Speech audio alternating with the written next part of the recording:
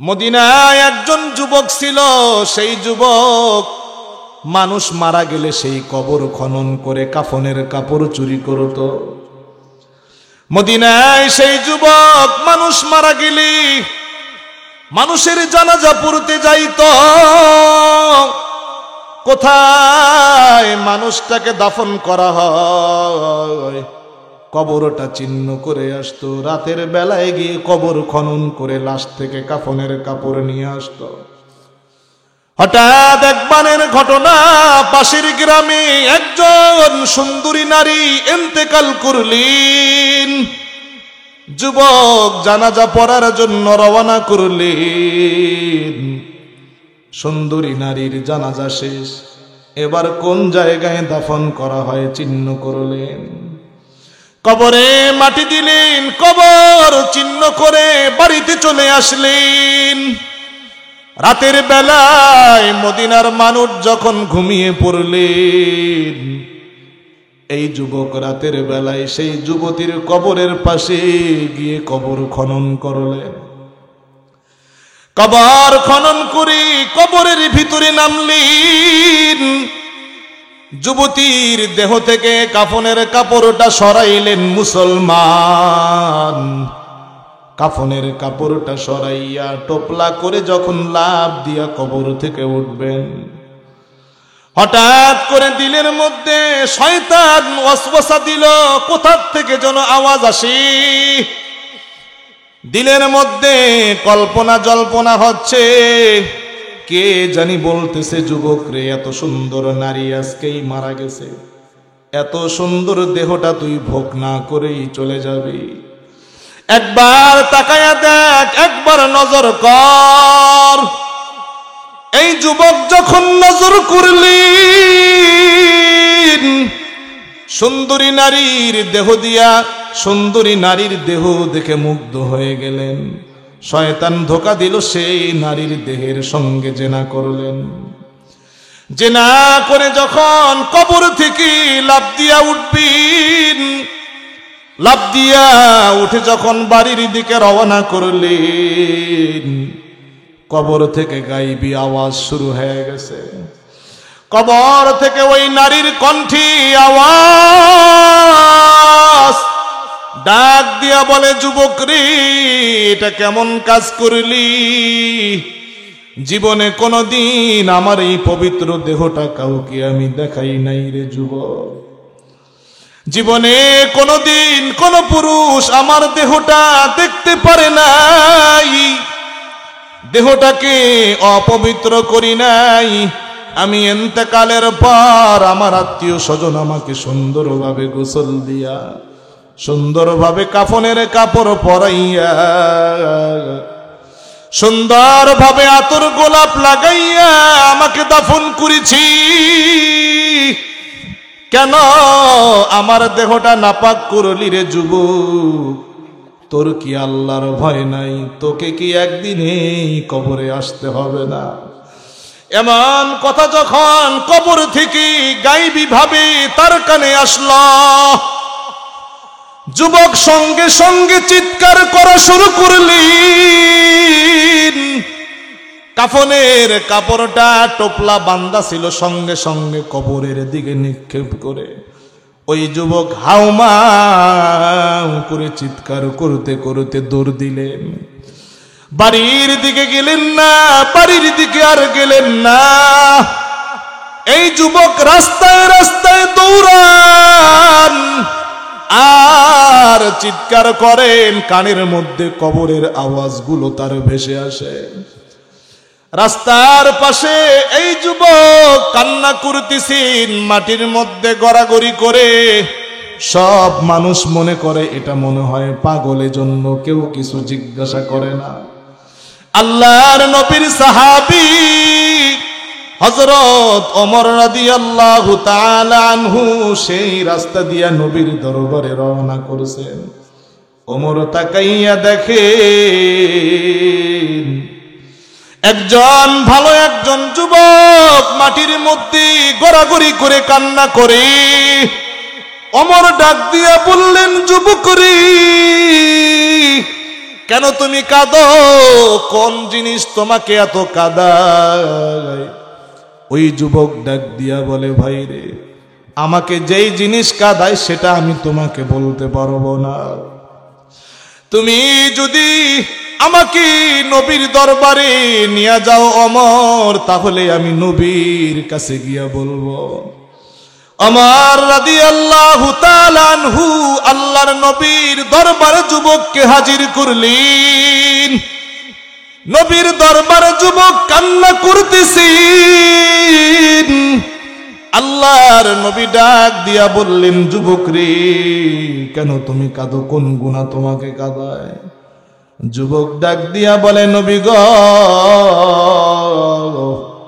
যেই গুনাহ আমাকে কাঁদায়, এই গুনাহ যদি আপনি শুনেন, আপনি আমাকে তাড়াইয়া দিবেন। নবী ডাক দিয়া বললেন, যুবক, কি গুনাহ করেছো আমাকে বলো। বারবার জিজ্ঞাসা করেও যুবক বলার সাহস পান না, শুধু কাঁদে। ও নারায়ণগঞ্জের মুসলমান ইমানদার, গভীর মনোযোগ দিয়া শুনেন। আল্লাহর নবী ডাক দিয়া বললেন, যুবক রে, তুমি কি শিরিক করেছো? যুবক ডাক দিয়া বলে, নবী গো, আমি শিরিক করি নাই। নবী বললেন, যুবক রে, তুমি কি কুফরি করেছো? যুবক ডাক দিয়া বলে, নবী, আমি কুফরি করি নাই। আল্লাহর নবী বললেন, তাহলে তোমার কোনো ভয় নাই, তুমি বলো কি গুনাহ করেছো? তুমি যেহেতু শিরিক করো নাই, কুফরি করো নাই, ভয় নাই, বলো। এবার যুবক চোখের পানি ছেড়ে দিয়া আল্লাহর নবীকে বর্ণনা দিলেন, নবী গো, আমি কোন মানুষ মারা গেলে ওই মানুষের জানাজা পড়ার জন্য যাইতাম। মানুষটা কোথায় কবর দেয় সেখানেও যাইতাম, কবরটা চিহ্ন করতাম। রাতের বেলায় সকল মানুষ যখন ঘুমিয়ে পড়তেন, আমি সেই কবরের পাশে গিয়া কবর খনন করতাম। কবর খনন করে ওই কবর থেকে লাশ, ওই কবরের লাশের শরীর থেকে কাফনের কাপড় চুরি করতাম। একদিনের ঘটনা, নবী, একজন যুবতীর কবর খনন করলাম। কাফনের কাপড়টা নিয়ে যখন রওনা করলাম, শয়তান আমাকে ধোঁকা দিল। শয়তানের ধোঁকায় পড়ে যুবতীর দেহের সাথে আমি জিনা করলাম। নবী গো, জিনা করে চলে আসতেছি, কবর থেকে গায়বী আওয়াজ। ওই নারী বলতেছে, যুবক রে, পবিত্র দেহটাকে কেন তুই অপবিত্র বানাইলি? আমি যে কবরের যাত্রী, তুইও তো একদিন সেই কবরে আসবি। নবী গো, এই কথাগুলো কানের মধ্যে বারবার আসি, আর আমি স্থির থাকতে পারি না। আল্লাহর নবী এমন ভয়াবহ নিকৃষ্ট গুনাহের কথা শুনে নবী চেহারাটা মলিন করলেন। যুবক যখন নবীর চেহারার দিকে তাকাইলেন, তাকানোর পর নবীর চেহারা দেখে যুবক বুঝতে পারছেন আল্লাহর নবী আমার উপরে নারাজ। যুবক দৌড়াইয়া সঙ্গে সঙ্গে নবীর দরবার ত্যাগ করে পাহাড়ে চলে গেলেন। আল্লাহ রাব্বুল আলামিন জিবরাইলকে ডাক দিয়া বললেন, জিবরাইল, যাও, তুমি আমার নবীর কাছে যাও, আমার নবীকে 3টা প্রশ্ন করবা। 1 নাম্বার প্রশ্ন করবা, নবী গো, এই দুনিয়ায় যত কিছু আছে, আসমান জমিন, এগুলোর মালিক কে? 2 নাম্বার প্রশ্ন করবা, আসমান জমিনের উপরে, আসমানের নিচে যত মাখলুক আছে, এদের রিজিক খাওয়ায় কে? 3 নাম্বার যখন এই 2টা প্রশ্ন নবী বলবেন, উত্তর যখন দিবেন, 3 নাম্বারে তুমি ওই যুবকের ব্যাপারে ঘোষণা দিবা, সুসংবাদ দিবা। এবার আল্লাহর হুকুমে জিবরাইল নবীর কাছে আসলেন, ডাক দিয়া বললেন, নবী গো, আমার আল্লাহ রব্বুল আলামিন আপনাকে 3টা প্রশ্ন করেছেন। এক নাম্বার প্রশ্ন নবী বলেন, আসমান জমিনের মালিককে?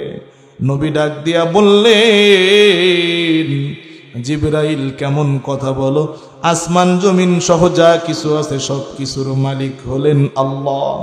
জিবরাইল ডাক দিয়া বললেন, দ্বিতীয় নাম্বার প্রশ্ন আল্লাহ করেছেন। নবী বলেন, জমিনের উপরে আসমানের নিচে যত মাখলুক আছে সমস্ত মাখলুককে রিজিক খাওয়ায় কে?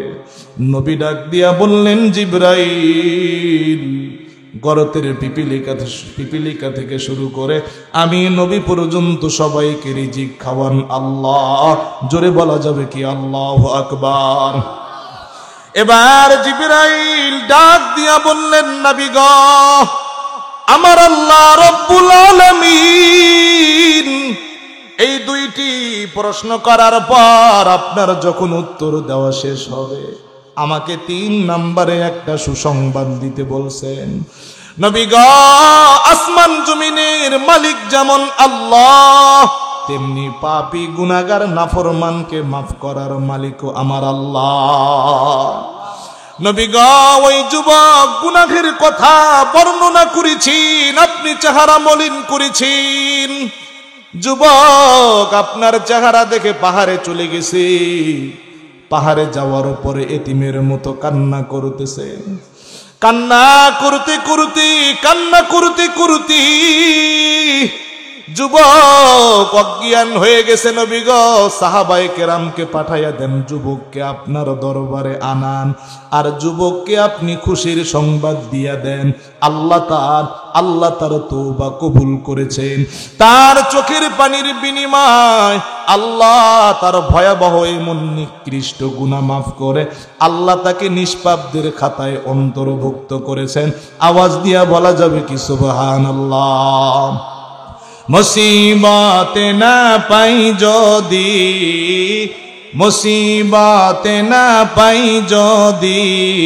করুণা তোমার, বলেন কবরে হাসরে কি হবে আমার? মুসিবতে না পাই যদি করুণা তোমার, বলেন কবরে হাসরে কি হবে আমার? কবরে হাসরে আছি গো ডুবে আমি পাপেরি সাগরে, না জানি কি হবে ওপারে হাসরে। ঠিক কি না? আসি গো ডুবে আমি পাপেরি সাগরে, না জানি কি হবে ওপারে হাসরে। তোমারি সুপারিশ বিনে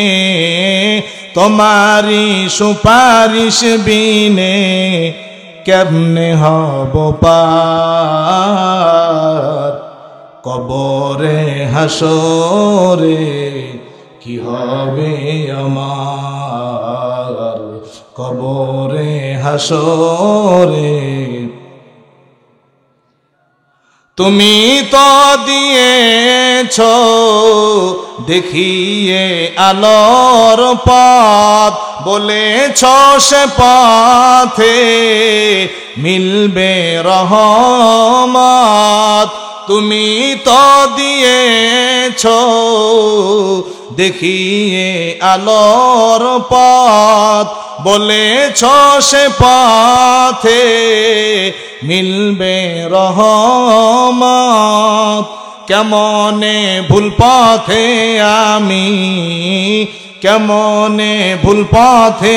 আমি করলাম জীবন পার? কবরে হাসরে কি হবে আমার? কবরে হাসরে মুসিবতে না পাই যদি, মুসিবতে না পাই যদি করুণা তোমার, কবরে হাসরে কি হবে আমার, কবরে হাসরে কি হবে আমার। আল্লাহ রব্বুল আলামিন কিয়ামতের কঠিন ময়দানে আমার আল্লাহ রব্বুল আলামিন প্রত্যেকটা মানুষের আমল নামা প্রমাণ করবেন। আমল নামা ভালো হোক চাই খারাপ হোক, তিনটা দলিল দিয়ে আল্লাহ প্রমাণ করে দিবেন। এক নাম্বার দলিল, আমার আল্লাহ রব্বুল আলামিন কুরআনুল কারীমে বলেন, মা লিহাযাল কিতাবি লা ইউগাদিরু সাগীরাতাও ওয়ালা কাবীরাতান ইল্লা আহসাহা। আল্লাহ রব্বুল আলামিন এক নাম্বার দলিল হিসাবে আল্লাহ আপনার হাতের মধ্যে একটা কাগজ ধরাইয়া দিবেন। সেই কাগজের মধ্যে লেখা থাকবে আপনি জীবনে কি কি খারাপ কাজ করেছেন, কি কি ভালো কাজ করেছেন। যারা গুনাহগার, যারা পাপী নাফরমান, তারা যখন সেই আমলটার দিকে নজর করবেন, আমার আল্লাহ রব্বুল আলামিন এই কাগজটা বান্দার হাতে দেওয়ার পর আল্লাহ ডাক দিয়া বলবেন, ইকরা কিতাবাক, বান্দা পড়ো রে, তোমার আমল নামাটা একটু পড়ো। আল্লাহ ডাক দিয়া বলবেন, কাফা বিনাফসিকাল ইয়াউমা আলাইকা হাসিবা, বান্দা তোমার আমল নামা পড়ার জন্য তুমি নিজেই যথেষ্ট। সেদিন মূর্খ মানুষটাও তার আমল নামা পড়তে পারবে। যেই মানুষটা কোনোদিন স্কুলের বারান্দায় যায় নাই, মাদ্রাসায় পা রাখে নাই, মূর্খ মানুষটাও তার আমল নামা পড়বে, কোথাও আটকাবে না, কোথাও বাঁচবে না। আমল নামা পড়ার পর যারা নেককার পরহেজগার হবে, তাদের আমল নামাটা, তাদের কাগজটা আল্লাহ ডান হাত দিয়া দিবেন। এই বান্দা আমল নামা পাওয়ার পর বুঝতে পারবে আমি জান্নাতি, সে আনন্দিত হবে, মানুষকে খুশি মনে দেখাতে থাকবে। আর যে মানুষটা পাপী নাফরমান হবে, গুনাহগার হবে, জাহান্নামী হবে, বাবারে ওই মানুষটা আমল নামার দিকে নজর করবেন, নজর করে দেখবেন নেকি সামান্য কয়েক লাইন আর গুনাহের পরিমাণ হাজার হাজার। পাপী গুনাহগার নাফরমান মানুষটা যখন তার আমল নামার মধ্যে গুনাহের তালিকা লম্বা দেখবে, বুঝতে পারবে আমি জাহান্নামে যাব, আল্লাহ আমাকে জাহান্নামে দিবেন, কারণ আমার তো আমল কম, গুনাহ বেশি। এই বান্দা আল্লাহকে ডাক দিয়া বলবে, আল্লাহ গো, আপনি যে এতগুলো আমল নামা আমার লিখছেন, এতগুলো গুনাহ লিখছেন, এমন কিছু গুনাহ আছে এই বান্দা রাতের গভীরে করেছে, নির্জনে করেছে, দুনিয়ার কোনো মানুষ জানে না, দুনিয়ার কোনো মানুষের মনে নাই, তারও মনে নাই। আমাদের জীবনে অনেক গুনাহ এমন আছে যেগুলো আমাদেরও মনে নাই, ঠিক কি ঠিক না?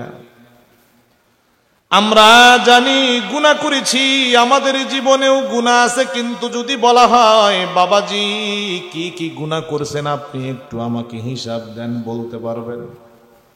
কারণ এমন কিছু গুনাহ আছে আমাদের অজান্তেই হয়ে গেছে, আমাদের খবরও নাই, তওবা করব দূরের কথা, ঠিক কিনা ভাই?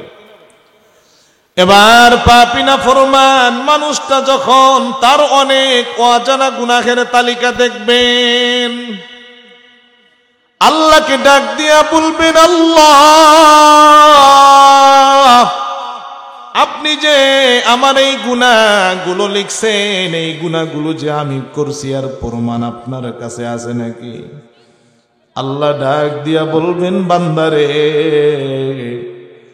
একটি গুনাহ আমি অযথা অনর্থক লিপিবদ্ধ করি নাই। বান্দা তুমি যে এই গুনাহ করেছ আমি আল্লাহ প্রমাণ করে দিব, সব গুনাহ আমি আল্লাহ প্রমাণ করে দিব। তোমার গুনাহ প্রমাণ করার জন্য পৃথিবীর কোনো মানুষকে ডাক দিব না, নারায়ণগঞ্জের কোনো মানুষকে আমি সাক্ষী বানাবো না। আল্লাহ রব্বুল আলামিন এবার বান্দার গুনাহ প্রমাণ করার জন্য 2 নাম্বার দলিল হাজির করবেন। আল্লাহ রব্বুল আলামিন কোরআনুল কারীমে ডাক দিয়া বলেন, আল ইয়াওমা নাখতিমু আলা আফওয়াহিহিম ওয়া তুকাল্লিমুনা আইদিহিম ওয়া তাশহাদু আরজুলুহুম বিমা কানু ইয়াকসিবুন।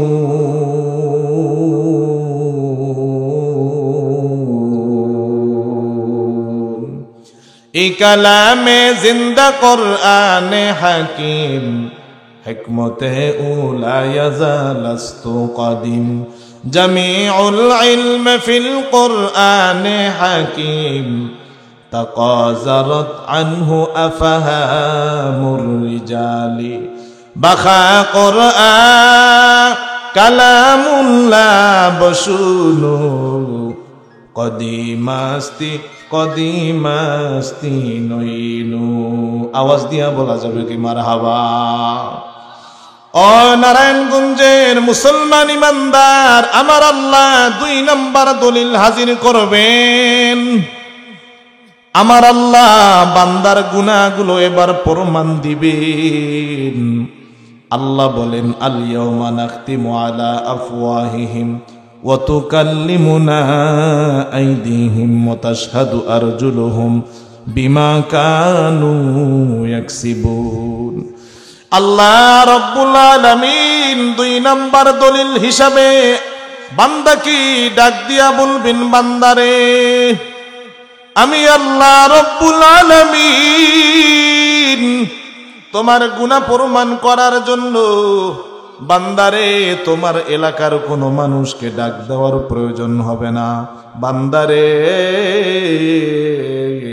আমি আল্লাহ কিছু সময় তোমার জবান বন্ধ করে দিলাম। এখন তোমার হাত তোমার বিরুদ্ধে সাক্ষ্য দিবে, তোমার চক্ষু তোমার বিরুদ্ধে সাক্ষ্য প্রদান করবে। যেই পা দিয়া তুমি গুনাহের দিকে অগ্রসর হয়েছ সেই পা তোমার বিরুদ্ধে সাক্ষ্য প্রদান করবে। আমার আল্লাহ হাতকে হুকুম দিবেন, পাকে হুকুম দিবেন, চক্ষুকে হুকুম দিবেন, আমার বান্দা তোমাদেরকে দিয়া কি কি অপব্যবহার করেছে, গুনাহ করেছে সাক্ষী দাও। এবার তার হাত এবং পা, তার চক্ষু, সমস্ত অঙ্গ প্রত্যঙ্গ তার বিরুদ্ধে সাক্ষ্য দিবে। বান্দা যখন দেখবে আমার শরীরের আপন আমার হাত আমার বিরুদ্ধে সাক্ষী দেয়, আমার দেহের পাটা আমার বিরুদ্ধে সাক্ষী দেয়, আমার চোখটা আমার বিরুদ্ধে সাক্ষী দেয়, তাহলে তো এখন আপন বলতে আর কেউ নাই, ঠিক কিনা? এবার ওই বান্দা আফসোস করবে আর চিৎকার করবে, হাতের গোস্তগুলো কামড়াইয়া সিঁড়িতে থাকবে। আমার আল্লাহ রব্বুল আলামিন ডাক দিয়া বলবেন, বান্দারে কেন তুমি তোমার হাতের গোস্তগুলো কামড়াও? বান্দারে আমি আল্লাহ রব্বুল আলামিন 3 নাম্বার দলিল হিসাবে মিজান নামক পাল্লা কায়েম করেছি। বান্দা তোমার আমলগুলো মিজানে উঠাইয়া দাও। যদিও তোমার আমল কম, কিন্তু আমি আল্লাহ দেখব অল্প আমল তুমি কার জন্য করেছো। বান্দারে অল্প আমল যদি ইখলাস ওয়ালা হয়, আল্লাহকে রাজি খুশি করার জন্য করে থাকো, অল্প আমলের উসিলায় আমি আল্লাহ তোমাকে মাফ করে দিব। আওয়াজ দিয়া বলা যাবে কি সুবহানাল্লাহ। পাগল মন আমার তুমি কারলা, গিয়া করলা রে দালান ঘর। পাগল মন আমার তুমি কারলা, গিয়া করলা রে সুখের ঘর। উপর তলায় বাতি জ্বলে, উপর তলায় বাতি জ্বলে, নিস্তলাতে অন্ধকার তুমি কারলা, গিয়া করলা রে দালান ঘর। পাগল মন আমার তুমি কারলা, গিয়া করলা রে সুখের ঘর। ভাই বলো বন্ধু বলো, নয়তো আপন কেহ তোমার। ঠিক কিনা ভাই? ভাই বলো বন্ধু বলো,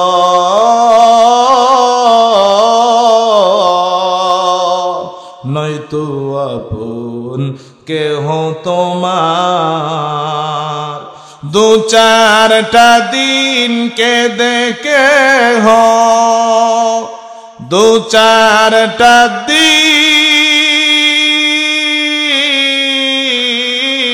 কেঁদে কেহ রাখবে না যে খোঁজ খবর তুমি কারলা, গিয়া করলা রে দালান ঘর। পাগল মন আমার তুমি কারলা, গিয়া করলা রে সুখের ঘর। দুদিনের রং তামাশা, আরো যত স্বপ্ন আশা, দুদিনের রং তামাশা,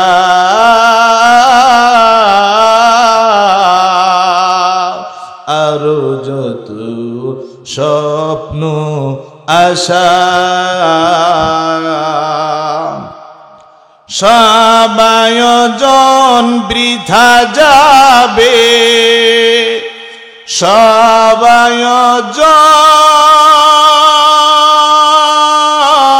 আয়োজন বৃথা যাবে, শেষ ঠিকানা মাটির ঘর তুমি কারলা, গিয়া করলা রে দালান ঘর। পাগল মন আমার তুমি কারলা, গিয়া করলা রে সুখের ঘর। আওয়াজ দিয়া বলা যাবে কি মারহাবা। আল্লাহ রব্বুল আলামিন 3 নাম্বার দলিল হিসাবে মিজান নামক পাল্লা কায়েম করবেন। কি কায়েম করবেন? আমার আল্লাহ রব্বুল আলামিন মিজান নামক পাল্লা কায়েম করবেন। আল্লাহ রব্বুল আলামিন কোরআনুল কারীমে বলেন, ওয়ানাদাউল মাওয়াজিনাল কিসতা লিয়াউমিল কিয়ামাতি ফালা তুজলামু নাফসুন শাইআ ওয়া ইন কানা মিসকালা হাববাতিন মিন খারদালিন আতাইনা বিহা ওয়া কাফা বিনা হাসিবিন।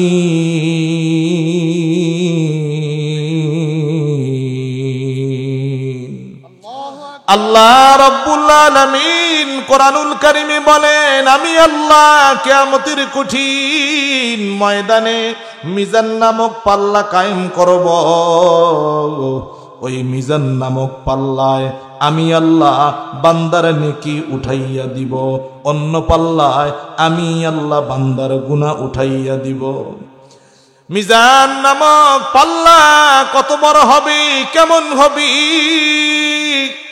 আল্লাহর একজন পয়গম্বর আল্লাহকে ডাক দিয়া বলছিলেন, আল্লাহ গো, কিয়ামতের কঠিন ময়দানে আপনি যে মিজান নামক পাল্লা কায়েম করবেন, আল্লাহ সেই পাল্লাটা কেমন হবে আমি দেখতে চাই।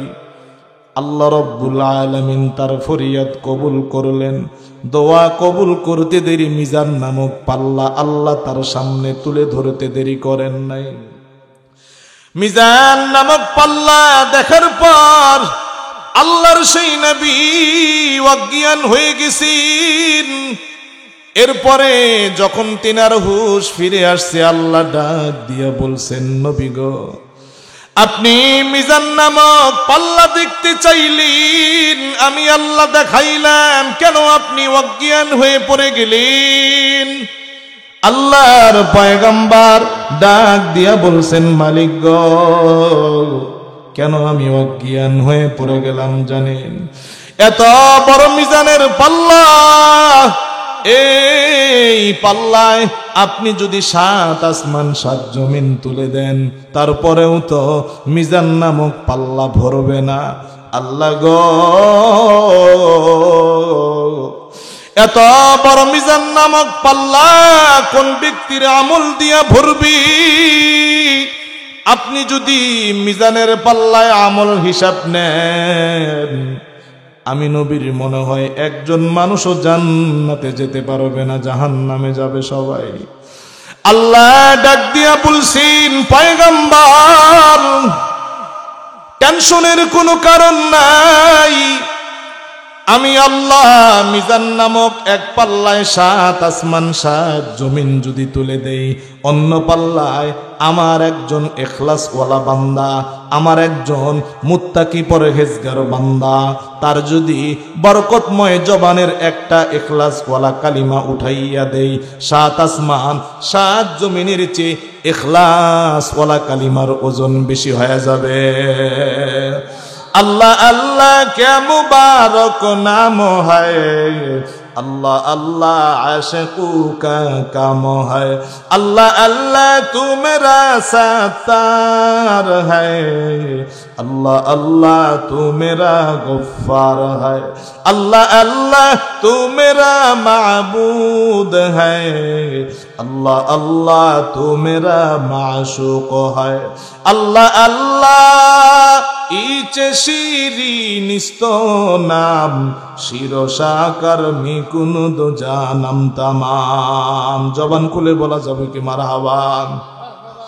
ओ नारायणगंजेर मुसलमान ईमानदार, अल्लाह तीनटी दलिल देওয়ার পর 3 দলিলে যদি প্রমাণ হয় বান্দা গুনাহগার, আল্লাহ তখন তাকে জাহান্নামে দিবেন।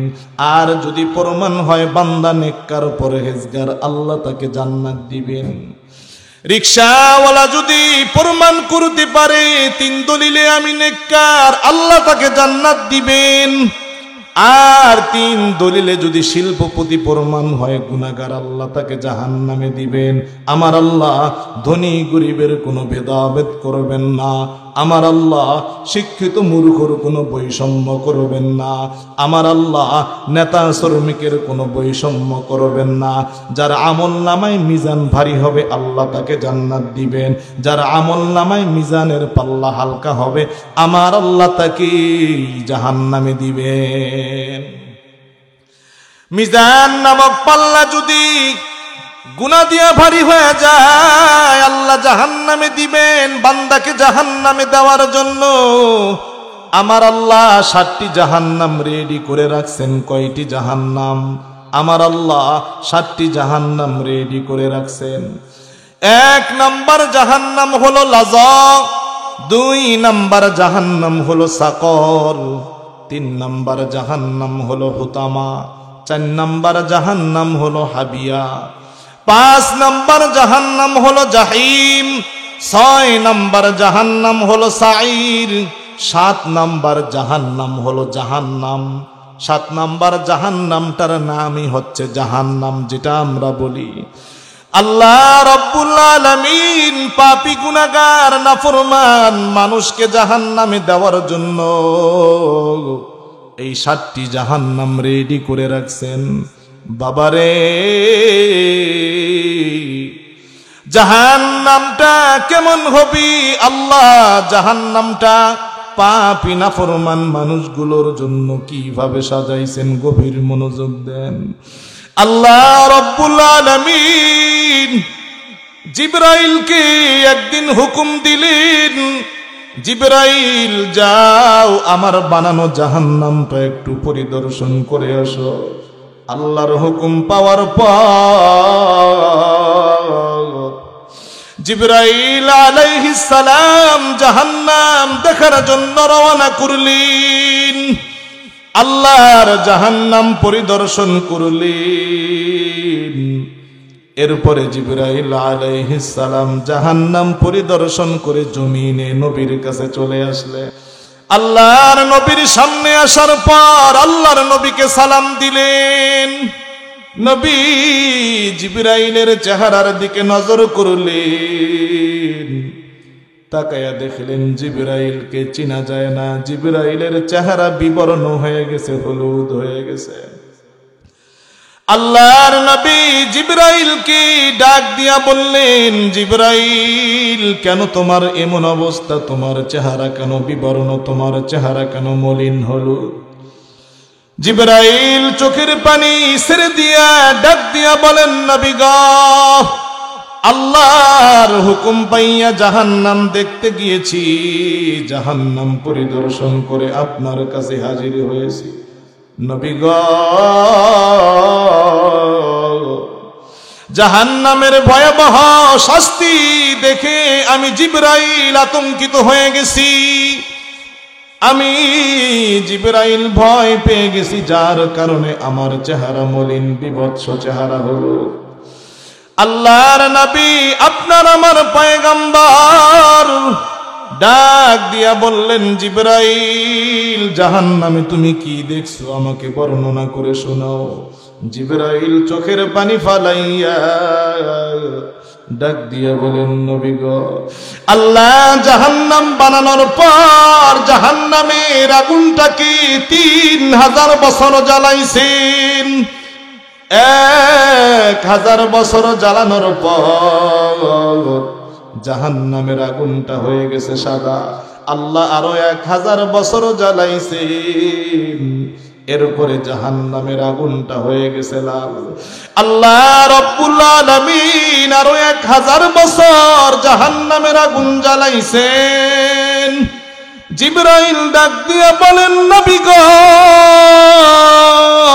আল্লাহ 3000 বছর জাহান্নাম জ্বালাইয়া আগুনটাকে এমন কালো বানাইছেন। নবী গো, 2 জন জাহান্নামীকে যদি একই সঙ্গে ফেলে দেওয়া হয় আর তাদের 2 জনের মাঝখানে চুল পরিমাণ ফাঁকা রাখা হয়, জাহান্নামের আগুন কালো হওয়ার কারণে একজন জাহান্নামী আর একজন জাহান্নামীকে দেখতে পাবে না। আওয়াজ দিয়া বলা যাবে কি নাউজুবিল্লাহ? এবার জিবরাইল ডাক দিয়া বলেন, নবী গো, জাহান্নাম কি আল্লাহ শুধু আগুন দিয়া সাজাইছেন? আমার আল্লাহ জাহান্নামের ফ্লোর দিছেন আগুন, জাহান্নামের ছাদটাও দিছেন আগুন, জাহান্নামের ওয়ালগুলো আমার আল্লাহ আগুন দিয়া বানাইছে। আল্লাহর নবী জাহান্নামের বর্ণনা শুনতেছেন আর চোখের পানি ফেলতেছেন। জিবরাইল ডাক দিয়া বলেন, নবী গো, আল্লাহ জাহান্নামকে এত ভয়ঙ্কর করে বানাইছে, একজন জাহান্নামী জাহান্নামে যাওয়ার পর 1000 বছর কান্না করবে, আল্লাহ ফিরাইয়াও দেখবেন না। জাহান্নামীরা ক্ষুধার যন্ত্রণায় আল্লাহর কাছে কান্না করবে, আল্লাহ তারপরেও তাদের দিকে নজর করবেন না। শত শত বছর, হাজার হাজার বছর কান্দার পর আল্লাহ তাদের দিকে নজর করবেন, বান্দা কি চাস? জাহান্নামীরা চিৎকার করে বলবে, মালিক আমার, দুনিয়াতে যখন ছিলাম আল্লাহ গো কত সুস্বাদু খানা খাইতাম, এক বেলা যদি না খাইতাম আমার বিবি খাইতো না, আমার সন্তানও আমাকে ছেড়ে খাইতো না। আল্লাহ গো, জাহান্নামে আসার পর আপনি হাজার হাজার বছর ধরে কান্না করে আপনি একবারও তা কান্না খাবারও দেন না। আল্লাহ গো, আপনি আমাদের কি খাবার দেন, ক্ষুধার যন্ত্রণা আর সহ্য করতে পারি না। আল্লাহ ডাক দিয়া বলবেন, ফেরেশতা ঘোষণা দে, আমি আল্লাহ তাদেরকে খানা খাওয়াবো। আল্লাহ ফেরেশতাকে বলবেন, ফেরেশতারে যাও যাও জাহান্নামীদের জন্য জাক্কুম ফলের ব্যবস্থা করো। জাহান্নামী ফেরেশতা জাক্কুম ফলের ব্যবস্থা করবেন। জাহান্নামীরা আজকে খাবার পাবে, আনন্দ উল্লাস করবে, কষ্টের মধ্যেও আনন্দ। এরপরে যখন জাক্কুম ফল তাদের সামনে হাজির করা হবে, মুসলমান এই ফলটা যখন তারা মুখের ভিতরে দিবে, এই ফলের বড় বড় কাঁটাগুলো গলার ভিতরে ঢুকে পড়বে, টাস টাস করে গলার মধ্যে ঢুকে পড়বে। গলার ব্যথায় ছটফট ছটফট করবে, ডাক দিয়া বলবে, মালিক আমার, কি খাবার আপনি খাওয়াইলেন? এই খাবার খাওয়ার পরে তো গলার ব্যথা সহ্য করতে পারি না। মালিক গো, আপনি আমাদেরকে পানি দেন, পানি খাইলে মনে হয় ফলটা গলার ভিতরে যাবে, গলার পেটের ভিতরে যাবে, তা না হইলে ফলটা গলার ভিতরে আটকা আছে। আল্লাহ রব্বুল আলামিন জাহান্নামী মানুষগুলোকে পানি দিবেন। দুনিয়ার মুসলমান ঠান্ডা পানি নয়, গরম উত্তপ্ত পানি দিবে। গরম পানির গেলাস যখন তাদের সামনে হাজির করা হবে, এই এক গ্লাস পানির দিকে যখন মুখ দেওয়ার চেষ্টা করবে, ওই পানির গরমে সঙ্গে সঙ্গে জাহান্নামী মানুষগুলোর নিচের ঠোঁটটা ঝলসে নাভি পর্যন্ত চলে আসবে। জাহান্নামী মানুষগুলো পানির পিপাসায় যখন এক গ্লাস পানি মুখে দেওয়ার চেষ্টা করবে, পানির গরমে জিহ্বা গলে যাবে, নিচের ঠোঁটটা গলে নাভি পর্যন্ত ঝুলে যাবে। চিৎকার করবে, চিৎকার করবে। জিবরাইল আল্লাহর নবীর কাছে জাহান্নামের বর্ণনা দিতেছেন। আল্লাহর নবী অজ্ঞান হয়ে পড়ে গেছেন, জিবরাইল চলে গেছেন মুসলমান। এরপরে যখন আল্লাহর নবীর হুশ ফিরে আসলো, আপনার আমার নবী আম্মা জান আয়েশাকে ডাক দিয়া বললেন, আয়েশা গো, ঘরের দরজা জানালা বন্ধ করো, আমি গুনাহগার উম্মতের জন্য কাঁদব। আম্মা জান আয়েশা ঘরের দরজা জানালা বন্ধ করে দিলেন। আপনার আমার নবী সিজদায় পড়ে কান্না করতেছেন। সাহাবায়ে কেরাম চিন্তিত হয়ে গেছে, আল্লাহর নবী কেন ঘর থেকে বের হন না, কেন হুজরাখানা থেকে বের হন না? সাহাবায়ে কেরাম চোখের পানি ছেড়ে দিয়া কান্না করতেছেন। যেই নবী আমাদেরকে সারা এক মুহূর্ত থাকেন না, সেই নবী কেন ঘর থেকে বের হন না? সাহাবায়ে কেরামের মধ্যে আবু বকর নবীর দরওয়াজায় এসে সালাম দিলেন, ডাক দিলেন, নবী শুনলেন না। হযরত ওমর এসে সালাম দিলেন, তারপর নবী দরজা খুলেন নাই।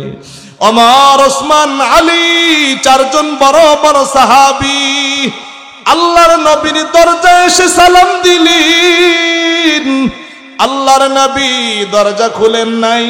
আম্মা জান আয়েশাকে ডাক দিয়া বলছেন, আয়েশা রে, ঘরের দরজা খুলবা না, আমাকে একটু নিরিবিলি কাঁদতে দাও। সাহাবায়ে কেরাম টেনশনে পড়ে গেলেন। আবু বকর, ওমর, ওসমান, আলী, চারজন বড় বড় সাহাবী নবীর দরজা থেকে ফেরত। এবার কে আছে রে নবীর দরজায় গিয়ে সালাম দিবে, এমন কে আসরে? সাহাবায়ে কেরামের মধ্যে একজন বয়বৃদ্ধ সাহাবী সালমান ফারসি। কেমন বয়বৃদ্ধ সাহাবী! আল্লাহর নবী দুনিয়াতে আসার 250 বছর আগে তার জন্ম। কত বছর আগে? গরম পানি। আল্লাহর নবী দুনিয়াতে আসার 200 থেকে 250 বছর আগে সালমান ফারসির জন্ম। আল্লাহু আকবার বলেন। সাহাবায়ে কেরাম ডাক দিয়া বললেন, সালমান রে, নবী দুনিয়াতে আসার 200 থেকে 250 বছর আগে জন্ম। আল্লাহর নবীকে পাওয়ার জন্য বাবার সম্পত্তি ত্যাগ করেছেন, বাবার পরিচয় ত্যাগ করেছেন। তার বাবা ছিল একজন মুশরিক। আল্লাহর নবীকে পাওয়ার জন্য একমাত্র ছেলে সালমান ফারসি, বড় লোকের সন্তান, বাবার রাজপ্রাসাদ থেকে বের হয়ে গেছেন। শুনছেন আরব দেশের বাক্কা নগরীতে একজন মুহাম্মদ নামে নবীর জন্ম হবে। সেই নবী মক্কা থেকে মদিনায় হিজরত করবে। সেই নবীর ভালোবাসায় সালমান ফারসি বের হয়ে গেছে। আরো জোরে বলেন সুবহানাল্লাহ। আমি নবীজির পাগল, আমি মদিনার পাগল, আমি নবীজির পাগল, আমি মদিনার পাগল। মদিনারি ধুলবালি মোর, মদিনারি ধুলবালি মোর, নয়নের কাজল, আমি নবীজির পাগল, আমি মদিনার পাগল। সালমান ফারসি নবীকে পাওয়ার জন্য বাবার রাজপ্রাসাদ ছেড়ে দিছেন। নবীকে পাওয়ার জন্য 13 জন কাফেরের বাড়িতে সে গোলামি করছেন। কতজন? ঘুমাইতেছেন? ঘুমাইলে ঘুম ধরছে ভাই? ঘুম ধরলে কিছুক্ষণ ঘুমের সময় দিই, আমিও ঘুমাই। 13 জন কাফেরের গোলামি করছেন।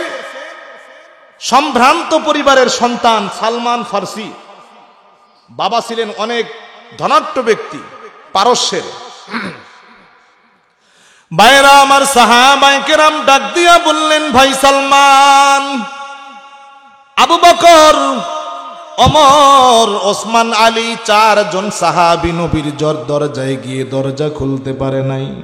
সালমান রে,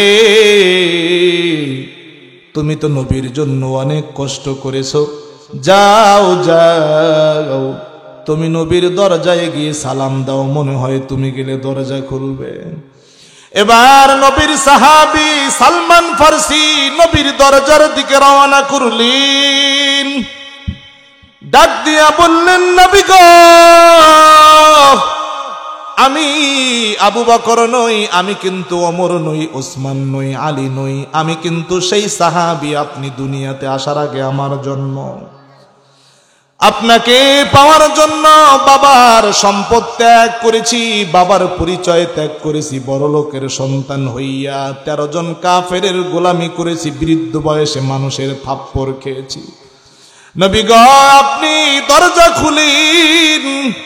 আপনি যদি দরজা না খুলেন, আমি সালমান ফারসি এখানে কান্না করতে করতে এখানেই মারা যাব, শহীদ হয়ে যাব। তারপর আপনি নবী দরজা না খুললে আমি দরজা ছাড়ব না। আওয়াজ দিয়ে বলা যাবে কি সুবহানাল্লাহ? আল্লাহর নবী আম্মা জান আয়েশাকে ডাক দিয়া বললেন, আয়েশা, দরজাটা খুলে দাও। আম্মা জান আয়েশা যখন দরজা খুলে দিলেন, সকল সাহাবায়ে কেরাম প্রবেশ করলেন। ঘরের ভিতরে ঢুকার পর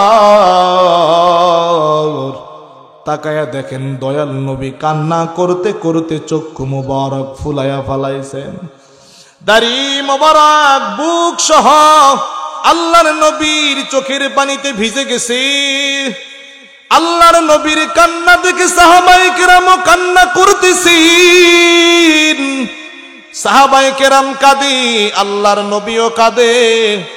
যেই নবীকে না বানাইলে আসমান জমিন হতো না, সেই নবী কাঁদে। সেই নবীর কান্না দেখে আল্লাহর আরশ মহল্লাও কাঁদে। আওয়াজ দিয়া বলা যাবে কি সুবহানাল্লাহ। আল্লাহর নবীর কান্না, সাহাবায়ে কেরামের কান্না, আল্লাহর আরশ মহল্লায় কান্না শুরু হয়ে গেছে। আল্লাহ জিবরাইলকে পাঠাইয়া দিছেন, জিবরাইল যাও যাও, যেই জাহান্নামের বর্ণনা শোনাইয়া আমার নবীকে কাঁদাইছো, সেই নবীকে সুসংবাদ দিয়া সান্ত্বনা দাও। আমার নবীকে বলে দাও, তার কোন গুনাহগার উম্মত পাহাড় পরিমাণ গুনাহ করার পর আমি আল্লাহর কাছে যদি ক্ষমা চায়, আমি ওই বান্দার পাহাড় পরিমাণ গুনার দিকে তাকাবো না, চোখের পানির দিকে তাকাবো, চোখের দিকে নজর করব।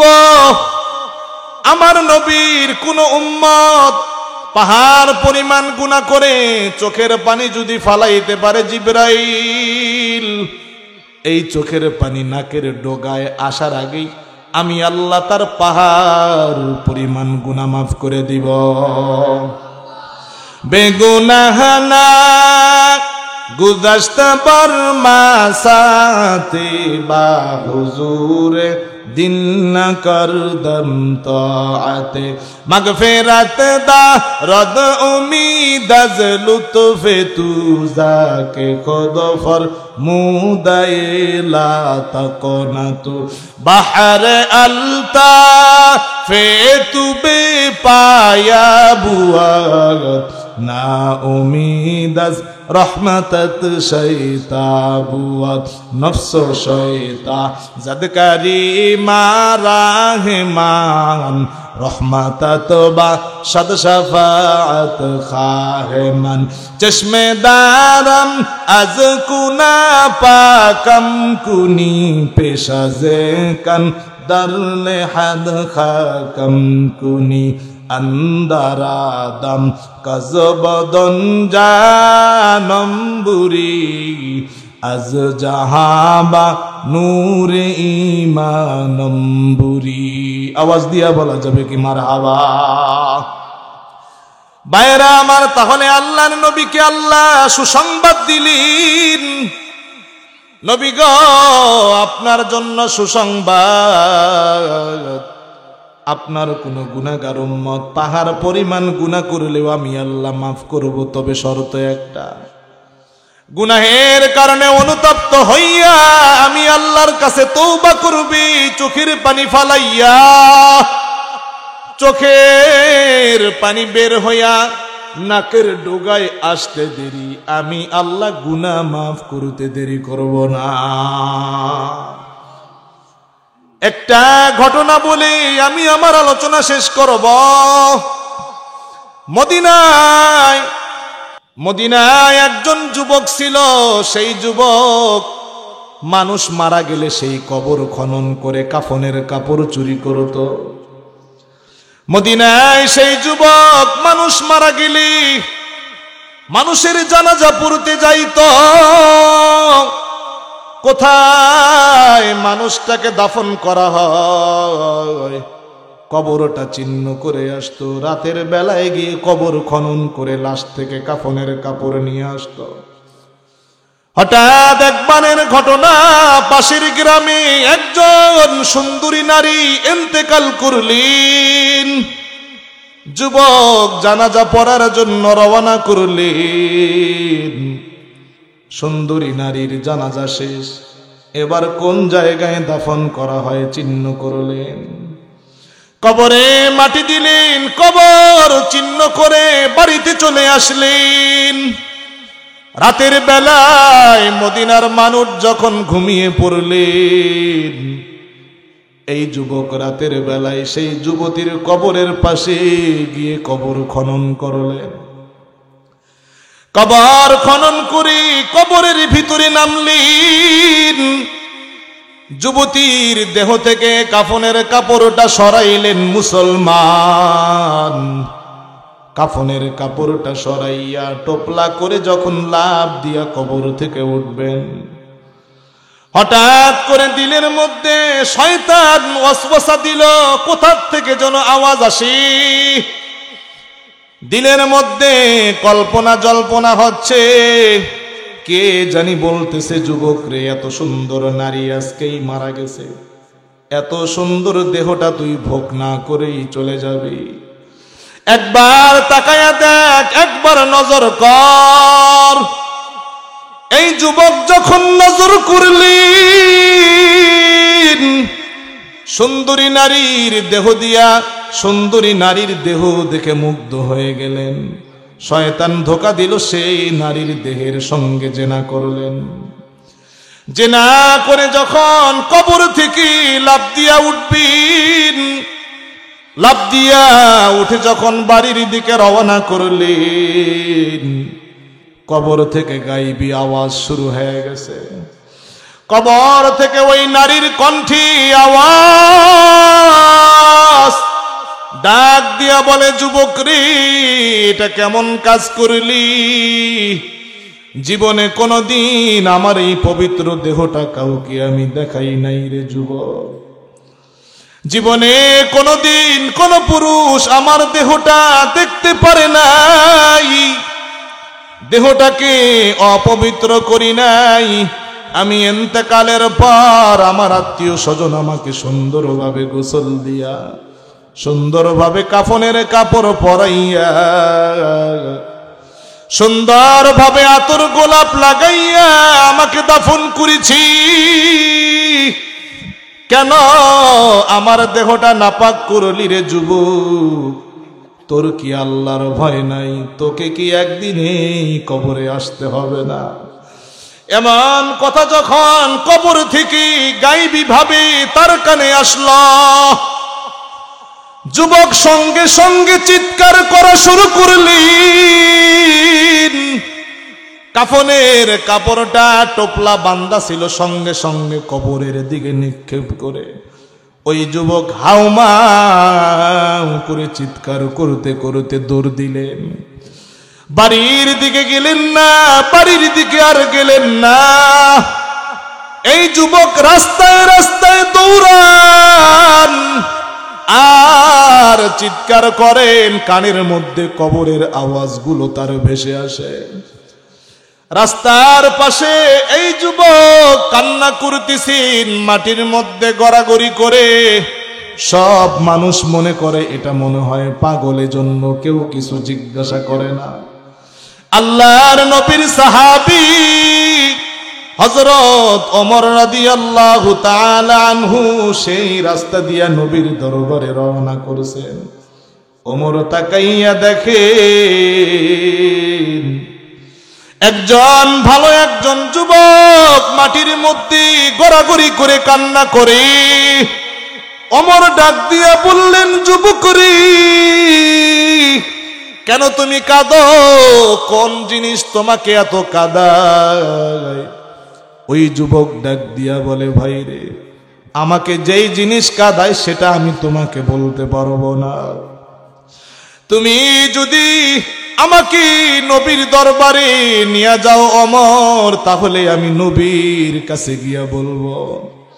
ওমর রাদিয়াল্লাহু তাআলা আনহু আল্লাহর নবীর দরবারে যুবককে হাজির করলেন। নবীর দরবারে যুবক কান্না করতেছেন।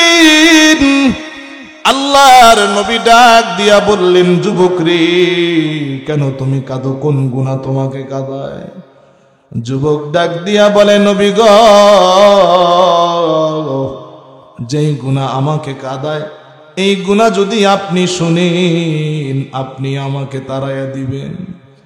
নবী ডাক দিয়া বললেন, যুবক, কি গুনাহ করেছো আমাকে বলো। বারবার জিজ্ঞাসা করেও যুবক বলার সাহস পান না, শুধু কাঁদে। ও নারায়ণগঞ্জের মুসলমান ইমানদার, গভীর মনোযোগ দিয়া শুনেন। আল্লাহর নবী ডাক দিয়া বললেন, যুবক রে, তুমি কি শিরিক করেছ? যুবক ডাক দিয়া বলে, নবী গো, আমি শিরিক করি নাই। নবী বললেন, যুবক রে, তুমি কি কুফরি করেছ? যুবক ডাক দিয়া বলে, নবী, আমি কুফরি করি নাই। আল্লাহর নবী বললেন, তাহলে তোমার কোনো ভয় নাই, তুমি বলো কি গুনাহ করেছো? তুমি যেহেতু শিরিক করো নাই, কুফরি করো নাই, ভয় নাই, বলো। এবার যুবক চোখের পানি ছেড়ে দিয়া আল্লাহর নবীকে বর্ণনা দিলেন, নবী গো, আমি কোন মানুষ মারা গেলে ওই মানুষের জানাজা পড়ার জন্য যাইতাম। মানুষটা কোথায় কবর দেয় সেখানেও যাইতাম, কবরটা চিহ্ন করতাম। রাতের বেলায় সকল মানুষ যখন ঘুমিয়ে পড়তেন, আমি সেই কবরের পাশে গিয়া কবর খনন করতাম। কবর খনন করে ওই কবর থেকে লাশ, ওই কবরের লাশের শরীর থেকে কাফনের কাপড় চুরি করতাম। একদিনের ঘটনা, নবী, একজন যুবতীর কবর খনন করলাম। কাফনের কাপড়টা নিয়ে যখন রওনা করলাম, শয়তান আমাকে ধোঁকা দিল। শয়তানের ধোঁকায় পড়ে যুবতীর দেহের সাথে আমি জিনা করলাম। নবী গো, জিনা করে চলে আসতেছি, কবর থেকে গায়বী আওয়াজ। ওই নারী বলতেছে, যুবক রে, পবিত্র দেহটাকে কেন তুই অপবিত্র বানাইলি? আমি যে কবরের যাত্রী, তুইও তো একদিন সেই কবরে আসবি। নবী গো, এই কথাগুলো কানের মধ্যে বারবার আসি, আর আমি স্থির থাকতে পারি না।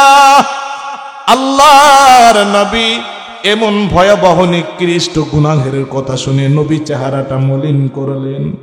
যুবক যখন নবীর চেহারার দিকে তাকাইলেন, তাকানোর পর নবীর চেহারা দেখে যুবক বুঝতে পারছেন আল্লাহর নবী আমার উপরে নারাজ।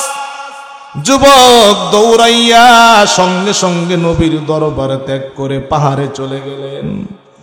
আল্লাহ রাব্বুল আলামিন জিবরাইলকে ডাক দিয়া বললেন, জিবরাইল, যাও, তুমি আমার নবীর কাছে যাও, আমার নবীকে 3টা প্রশ্ন করবা। 1 নাম্বার প্রশ্ন করবা, নবী গো, এই দুনিয়ায় যত কিছু আছে, আসমান জমিন, এগুলোর মালিক কে? 2 নাম্বার প্রশ্ন করবা, আসমান জমিনের উপরে, আসমানের নিচে যত মাখলুক আছে, এদের রিজিক খাওয়ায় কে?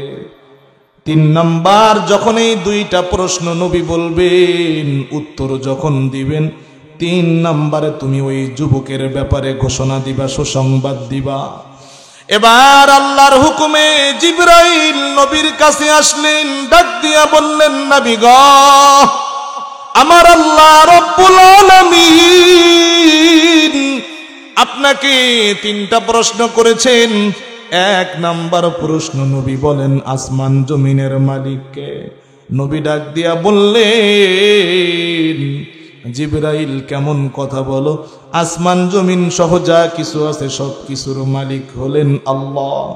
জিবরাইল ডাক দিয়া বললেন, 2 নাম্বার প্রশ্ন আল্লাহ করেছেন।